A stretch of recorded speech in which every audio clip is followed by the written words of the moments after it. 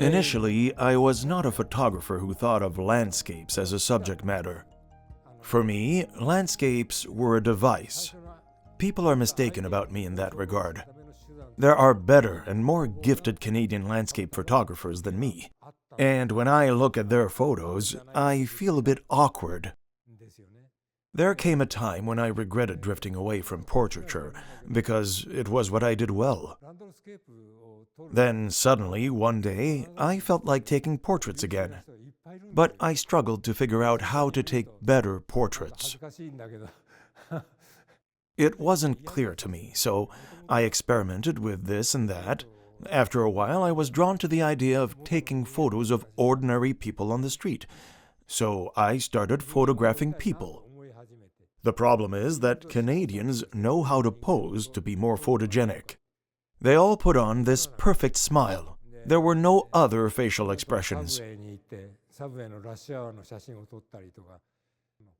I never liked taking perfect, smiley portraiture, because the smiles would end up dictating the final impression of my photos.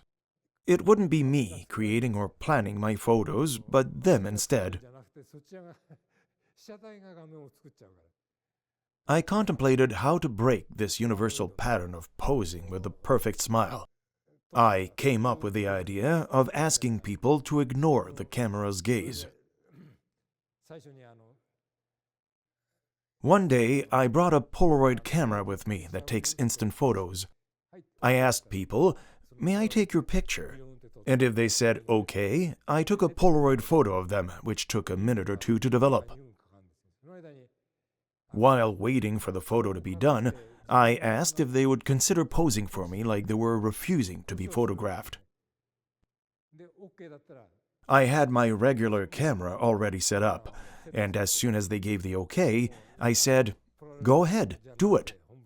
Then I took photos of them while they acted like they were avoiding the camera or refusing to be photographed. It was quite amusing. They chose the actions, and I just took photos of them. I really enjoyed this way of photographing. When I did the Dodge Away series, I found that if there was no photographer present, the subjects would often come up with great facial expressions. That same thing clearly happened in the 88 Pilgrimage series.